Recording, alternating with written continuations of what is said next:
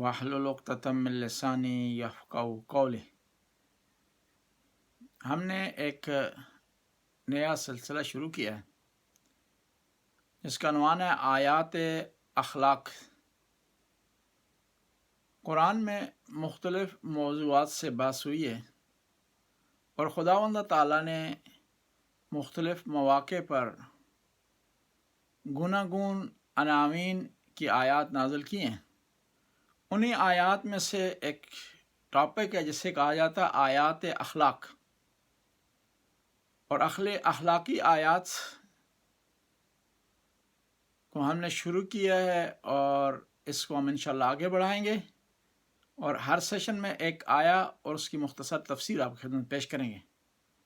آج ہم توکل سے متعلق ایک آیا کی تلاوت کریں گے اور پھر مختصر تشریح و تفسیر اس کی بیان کریں گے۔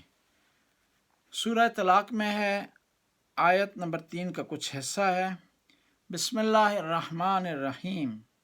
وَمَن يَتَوَكَّلْ عَلَى اللَّهِ فَهُوَ حَسْبُهُ إِنَّ اللَّهَ بَالِغُ أَمْرِهِ قَدْ جَعَلَ اللَّهُ لِكُلِّ شَيْءٍ قَدْرًا۔ صدق اللہ العلی العظیم۔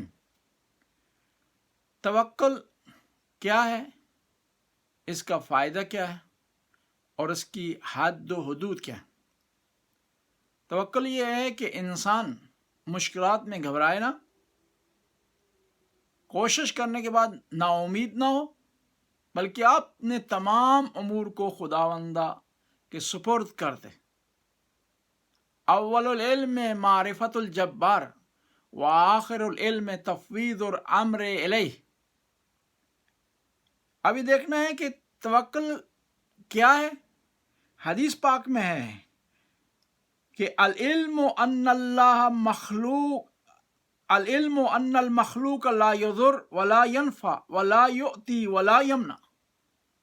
یہ علم رکھنا کہ مخلوق خدا نہ نقصان پہنچا سکتی ہے، نہ نفع دے سکتی ہے، نہ کچھ عطا کر سکتی ہے، اور نہ کسی چیز سے منع کر سکتی ہے۔ وَاستعمال اليأس من الخلق، اور مخلوق کے خدا سے نا امید ہو جانا اور اپنے آپ کو، اپنی تمام امیدوں کو خدا کے سپرد کرنا توکل کہلاتا ہے۔ فَإِذَا كَانَ الْعَبْدُ كَذَلِكَ، اور جب بندہ اس طرح ہو جاتا ہے کہ یہ سوچ لیتا ہے، اس کے علم میں آ جاتا ہے کہ مخلوق خدا نہ نقصان پہنچا سکتی ہے، نہ فائدہ پہنچا سکتی ہے، نہ کوئی چیز کے لیے مانع ہو سکتی ہے، نہ کوئی چیز عطا کر سکتی ہے، تو پھر کیا ہوتا ہے؟ لم یعمل لأحد سوا اللہ، وہ عمل صرف خدا کے لیے کرتا ہے۔ ولم یحرج ولا یخف، ولم یحرج ولم یخف، اور وہ پریشان نہیں ہوتا اور ڈرتا نہیں ہے سوا اللہ، اللہ کے علاوہ۔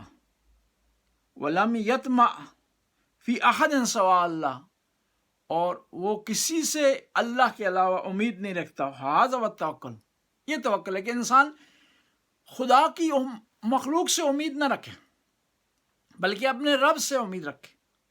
کون ہے رب؟ جو سخی۔ کون ہے رب؟ جو علی کل شیء قدیر ہے۔ کون ہے رب؟ جو بخل نہیں کرتا۔ عطا کرنے کے لیے 3 خصوصیات ہونے چاہیے جو کسی کو عطا کرے۔ پہلی خصوصیت یہ وہ بخیل نہ ہو، اللہ بخیل نہیں ہے۔ دوسری خصوصیت یہ ہے کہ اللہ قادر ہے، بخیل بھی نہیں ہے، قادر بھی نہیں ہے، قادر بھی ہے اور سخی بھی ہے۔ بس تینوں خصوصیات پائی جاتی ہیں خداوند تعالیٰ میں، تو بس انسان جب توکل کرتا ہے تو خدا سے امید باندھ لیتا ہے۔ نبی کریم معراج پر تشریف لے گئے تو وہاں اپنے رب سے سوال کیا کہ اللہ یہ توکل کیا ہے، کیا اے میرے پروردگار، اے میرے خالق، توکل کیا ہے اور توکل کی اہمیت کیا ہے؟ تو خدا کا ارشاد ہوا لیس شیء عندی افضل من التوکل علی، میرے نزدیک سب سے بہترین چیز توکل ہے۔ والرضا بما قسمت، اور جس چیز میں نے تقسیم کر دی اس پر رضا اور رغبت کرنا۔ خدا نے جو آپ کے قسمت میں کر دیا ہے مال جو آپ کے لیے خدا نے مقدر کیا ہے، جو عزت خدا نے آپ کے لیے مقدر کی ہے، جو مقام آپ کے لیے خدا نے مقدر کیا ہے، اس پر راضی ہو جائیں۔ بعض اوقات لوگ ہوتے ہیں خدا نے سب کچھ دیا لیکن پھر تک وہ دو کر رہے ہیں، ایک گاڑی ملی ہے اب دوسری ہونی چاہیے، ایک گھر ملا ہے اب دوسرا گھر ہونا چاہیے، یعنی مال پر قناعت نہیں کرتے۔ انسان کے لیے ضروری ہے کہ وہ قناعت کرے اور خدا پر توکل کرے۔ امام علی علیہ السلام سے کسی نے سوال کیا کہ مولا توکل کیا ہے، اس کی حد و حدود کیا ہے، کہاں تک توکل کرنا چاہیے؟ امام نے فرمایا، اس وقت کے مطابق مثال دی امام نے کہ کیا کرو، اونٹ کا گھٹنا باندھو اور اس کے بعد توکل کرو۔ یعنی توکل یہ کہ اپنی طرف سے پوری کوشش ہونی چاہیے، پھر اس کے بعد خداوند تعالیٰ پر تمام کاموں کو انسان چھوڑ دے۔ یہ مطلب ہے توکل کا۔ یہ مطلب نہیں ہے کہ وہ انسان گھر میں بیٹھ جائے، سستی سے جوڑ نہیں ہے توکل کا، کائلی سے جوڑ نہیں ہے توکل کا، بے غم اور غافل ہونے سے جوڑ نہیں ہے توکل کا۔ توکل یہ کہ تمام اپنی سٹرگل بروئے کار لائیں، اس کے بعد توکل کریں۔